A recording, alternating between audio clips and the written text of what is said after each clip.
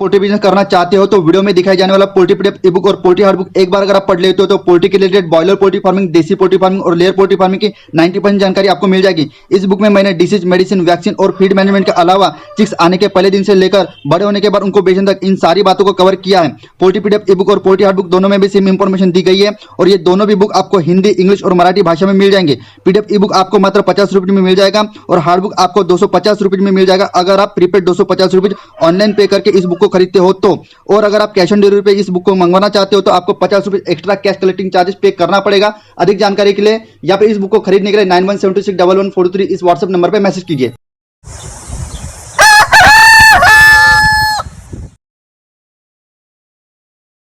अभिषेक और आप देख रहे हो पोल्ट्री वाला यूट्यूब चैनल। तो दोस्तों, जैसे कि आपको पता है, हमने कल विंटर मैनेजमेंट के ऊपर ठंडे के मौसम में किस तरीके से आपके छोटे किस की मैनेजमेंट करना है इस रिगार्डिंग हमने बात की थी। तो अभी काफ़ी ज़्यादा सब्सक्राइबर भाई, काफ़ी ज़्यादा मेरे दोस्त भाई, पोल्ट्री फार्मर भाई अभी इस बात से चिंतित है कि बचपन में उनकी कोई भी ब्रीड क्यों ना हो, जो चूजे होते हैं, चिक्स होते हैं, उनकी काफ़ी ज़्यादा मोर्टेलिटी हो जाती है। ठीक है, तो आज के इस विषय में आपको यही बताने वाला हूँ कि जो भी चिक्स होते हैं, चाहे फिर वो कावेरी के हो, ओरिजिनल गापी के हो, सोनाली के हो, डीपी क्रॉस के हो, व्हाटएवर ब्रीड कौन सी भी हो सकती है, अगर उनका चूजा है तो वो उसकी मोर्टेलिटी आप किस तरीके से रोक सकते हो, आपको किस तरीके से मैनेजमेंट करना है, कौन सी बातों को अपनाना है, इस विषय में आज के शुरू में प्रॉपर तरीके से एक्सप्लेन में और प्रैक्टिकली कराकर बताने वाला हूँ। इसीलिए अगर आप नए फार्मर्स हो तो आपके लिए वीडियो काफ़ी ज़्यादा इंपॉर्टेंट होने वाला है। इसलिए मैं आपको एक रिक्वेस्ट करूँगा, थोड़ा सा वीडियो लंबा हो सकता है लेकिन वीडियो को स्टार्ट से लेकर एंड तक के देखिए। वीडियो अगर आप पूरा देख लेते हो लास्ट तक के तो मैं जो भी बातें आज के वीडियो में आपको बताने वाला हूँ उस बातों को अगर आप अपनाते हो तो आपके चूजों को जो मोर्टेलिटी रेशो होता है, ठीक है ना, उसको आप बहुत हद तक के कम कर पाओगे। तो चलो डायरेक्टली वीडियो को शुरू करते हैं। जो दोस्तों सबसे पहला पॉइंट होता है आपके चूजे मरने का, इनिशियल जो ब्रीडिंग का टाइम होता है, चाहे फिर वो ब्रॉयलर का हो, चाहे फिर वो देसी मुर्गे का हो या फिर कोई क्रॉस नस्ल के मुर्गे का हो, अगर आपकी ब्रीडिंग प्रॉपर तरीके से नहीं होती है तो आपके चूजे वीक होकर मरना शुरू कर देते हैं।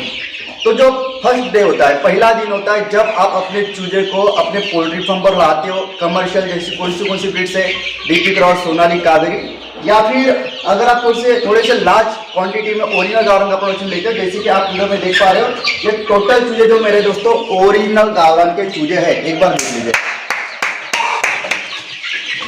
ये जितने भी चिक्स है ना दोस्तों, ये हमारे पूरे के पूरे ओरिजिनल गावरान के चिक्स है। जो एक मुर्गा आप वहाँ पर बड़ा वाला देख रहे हो वो डीपी क्रॉस का चिक्स है।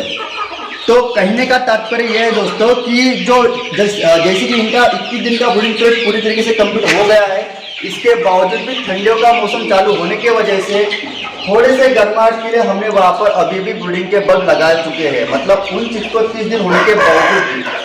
तो जो पहले दिन आप अपने चूजे को अपने पोल्ट्री फार्म पर लाते हो तो सबसे पहले आपको क्या करना है, उसको गुड़ का पानी लगाना है।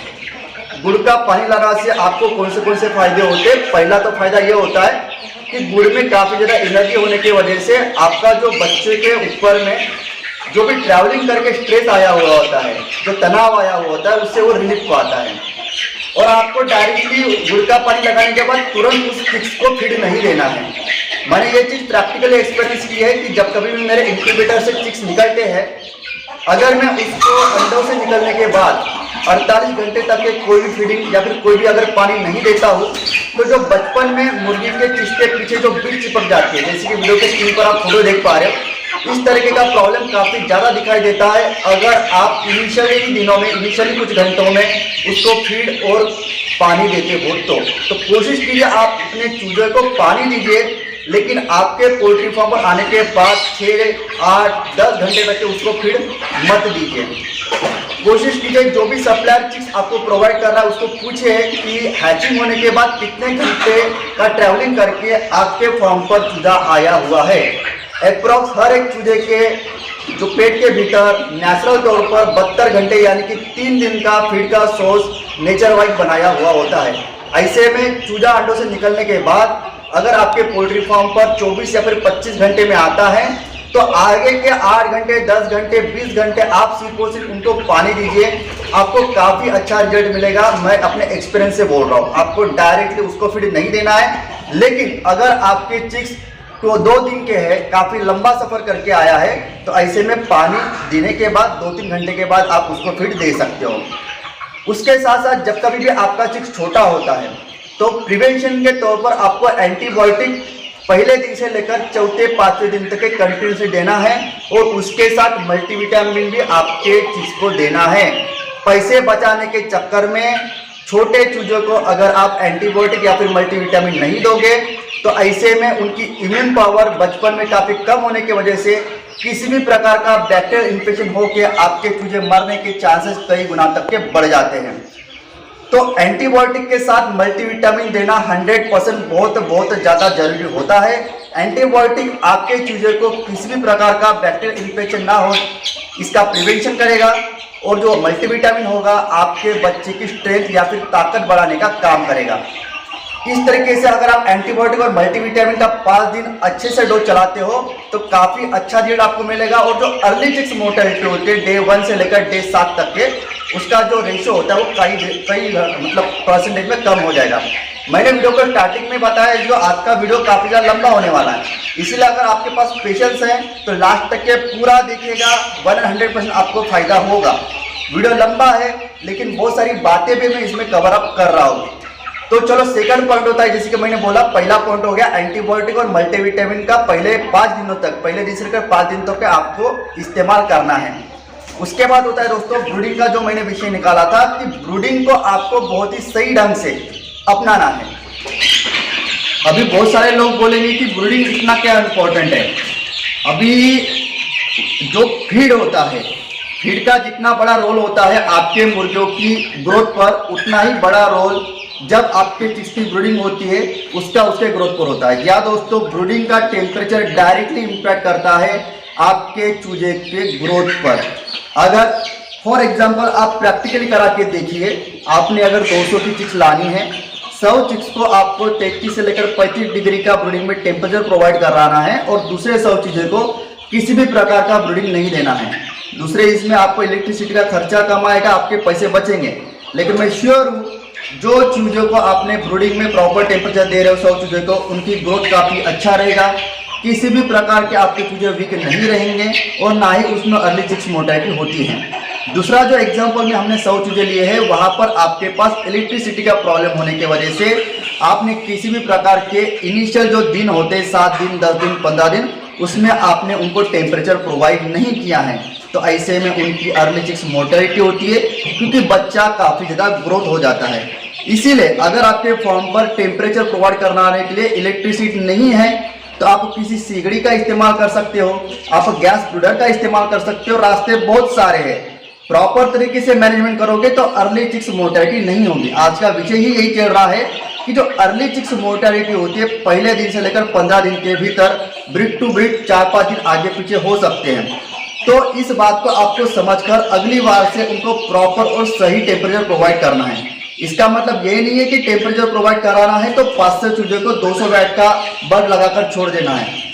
चूजे की क्वांटिटी कितनी भी हो, बल्ब से जब कभी भी आप उनको टेम्परेचर प्रोवाइड कराते हो तो ये देखिए कि जो भी आपके चिक्स होते हैं उनको वो टेम्परेचर मिलने के बाद उनको ठंडी तो नहीं लग रही है। बहुत सारे लोगों की तरफ नए पोल्ट्री फार्म से यही दिक्कत होती है कि वो टेम्परेचर प्रोवाइड कराने के नाम पर जो भी आपके चिक्स होते हैं उनको बहुत ही कम टेम्परेचर देते हैं। तो ये भी गलती आपको नहीं करना है। यहाँ पर अभी 2 बातें आपको समझ में आ गई कि इनिशियल जो दिन होते हैं वहाँ पर एंटीबायोटिक और मल्टीविटामिन आपको 5 से लेकर 6 दिन देना है। उसके बाद ब्रॉयलर का चूजा हो, गावरान का चूजा हो, किसी डीपी क्रॉस सोनालिका मुर्गा हो, आपको ब्रीडिंग का टेम्परेचर सही से मेंटेन करना है। हो सके तो जो भी आपका एरिया होता है आपके चूजों का, जहाँ पर भी आप उनकी ब्रीडिंग कर रहे हो वहाँ पर हाइग्रोमीटर से टेम्परेचर देखने की कोशिश कीजिए। 33 से लेकर 35 डिग्री का टेम्परेचर उस एरिया में, ब्रीडिंग के एरिया में होना बहुत ज़्यादा जरूरी होता है। 2 बातें क्लियर आउट होगी। पहला, प्रिवेंशन के तौर पर एंटीबायोटिक और मल्टीविटामिन का इस्तेमाल करना। दूसरा, ब्रीडिंग सही ढंग से करना। जब कभी भी आपको पता है मुर्गी अपने पंख के नीचे रखकर जब कभी भी अपने छोटे चूजे को गर्माहट प्रोवाइड करते हैं तो उसके चूजे काफ़ी ज़्यादा हेल्दी होते हैं। जो कि कमर्शियल तौर पर कोई भी हम पोल्ट्री फार्म का बिजनेस करते हैं तो वहाँ पर जो एक माँ का रोल होता है चूजे की तरफ, वो रोल आपको कराना है। जिस तरीके से मुर्गी जो अपनी चूजे की माँ होती है उसकी देखरेख करती है, उनको टेम्परेचर प्रोवाइड करती है, सही से खाना देती है, उसी तरीके से देखभाल आपको आपके कमर्शियल चूजों की पूरी तरीके से देखभाल करना है। अभी तीसरा पॉइंट आता है दोस्तों फीड के ऊपर।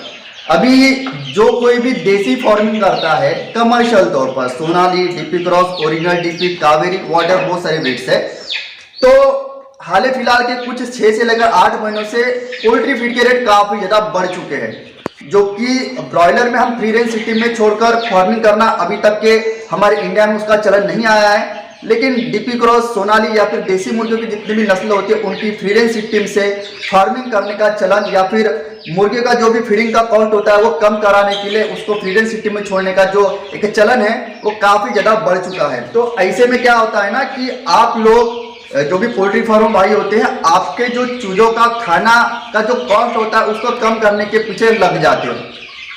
जो भी चूजे होते हैं उसका फीडिंग का खर्चा कम करना वो अपनी जगह पर सही है, और अपने चूजे के हेल्थ के साथ कॉम्प्रोमाइज करना अलग चीज होती है।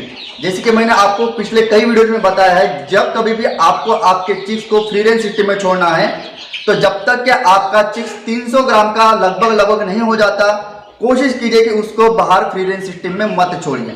बहुत सारे पोल्ट्री फार्मर अपने दाने का फीडिंग का खर्चा कम कराने के चक्कर में जैसे उनके चिक्स 150-200 ग्राम के हो जाते हैं उनको बाहर में छोड़ देते हैं, और इंस्टेंटली जैसे वो उन चीज़ों को बाहर में छोड़ते हैं तो उनको जितना भी लो कॉस्ट फीड होता है, एजोला, हाइड्रोपोनिक में, बीएसएफ, नागॉट्स, इस तरीके के फीडिंग उनको चालू कर देते हैं।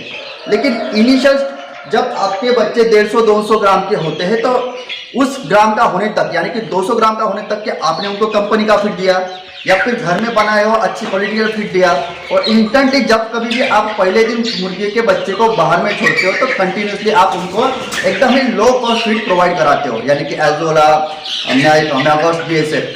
तो इन चीज़ों में भी काफ़ी अच्छे से एनर्जी और प्रोटीन होता है।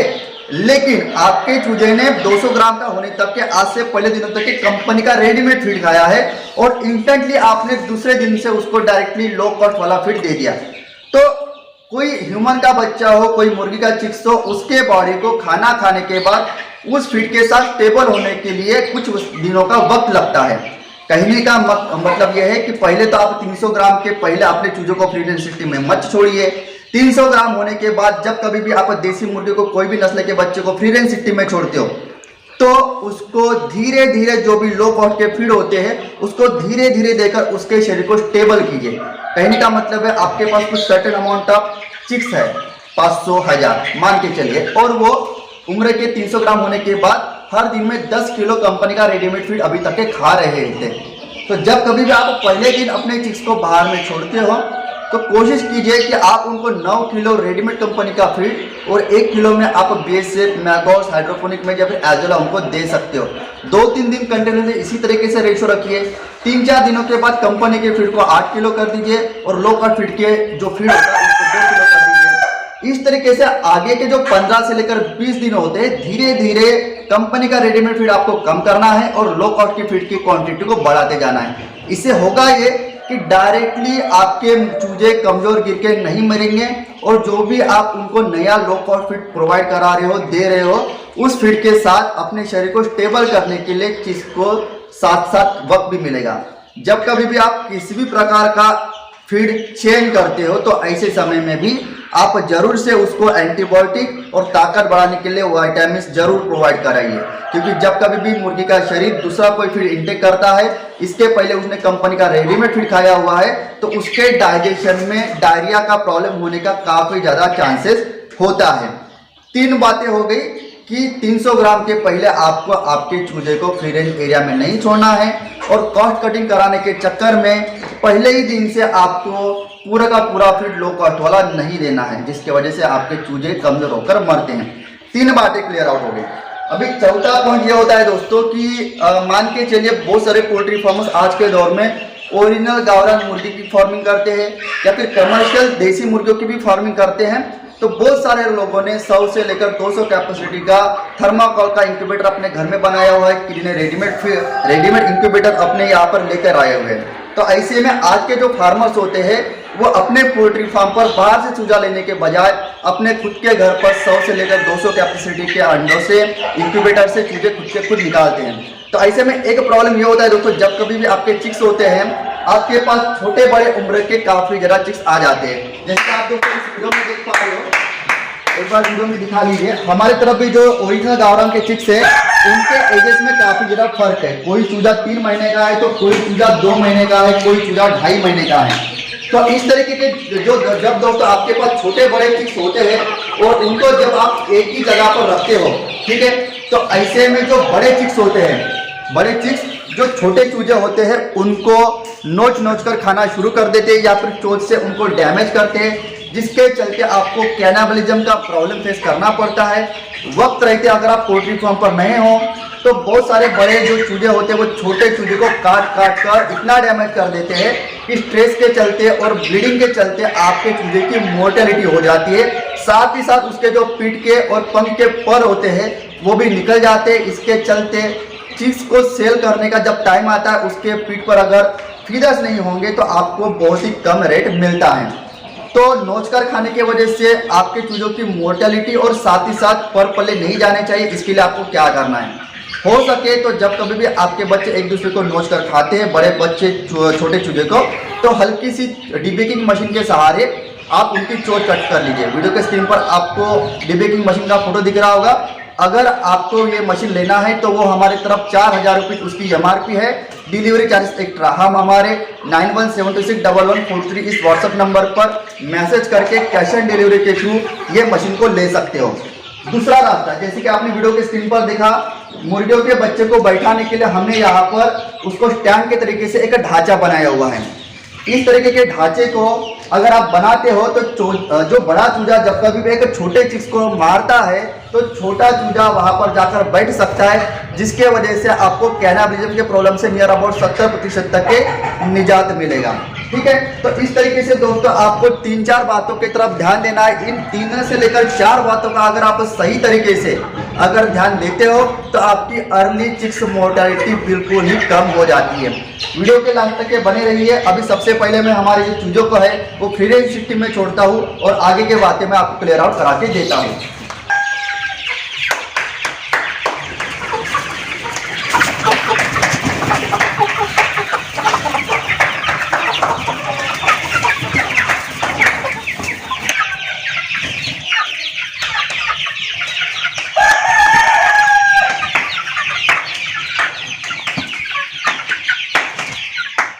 जैसे कि दोस्तों वीडियो में आप देख पा रहे हो, फ्री रेंज सिस्टम में हमने हमारे चूजों को छोड़ दिया है। फ्री रेंज सिस्टम में छोड़ने से भी आपका काम नहीं होने वाला है।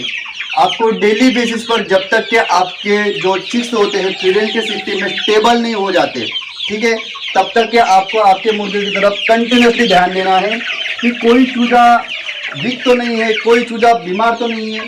क्योंकि डायरेक्टली ब्रीडिंग रूम से ब्रीडिंग कराने के बाद अगर आप अपने चिक्स को बाहर में छोड़ते हो तो ऐसे में 4 से लेकर 5% जो भी चूजे होते हैं वो तकरीबन कमज़ोर होने के चांसेस होते हैं, क्योंकि उनका जो बॉडी होता है वो स्टेबल नहीं हो पाती बाहर के फ्रीडेंस के एरिया में। तो जो भी चूजा आपको कमज़ोर दिखता है उसको उठा के आपको फिर से ब्रीडिंग के एरिया में डालना है। उसको अच्छा सा मल्टीविटामिन और एंटीबायोटिक को पानी देना है। इस तरीके से दोस्तों अगर आप अरेंजमेंट करते हो तो 100% आपकी अर्ली चिक्स मोर्टेलिटी 0% होगी, बिल्कुल भी नहीं होगी। आज का वीडियो अगर आपको अच्छा लगा होगा तो वीडियो को लाइक और पोल्ट्री वाला चैनल को सब्सक्राइब जरूर कीजिएगा। मन में कोई डाउट या फिर कोई सवाल होगा तो कमेंट कर दीजिएगा। आने वाले अगले वीडियो में आपके सवालों का जवाब देने की कोशिश करूँगा।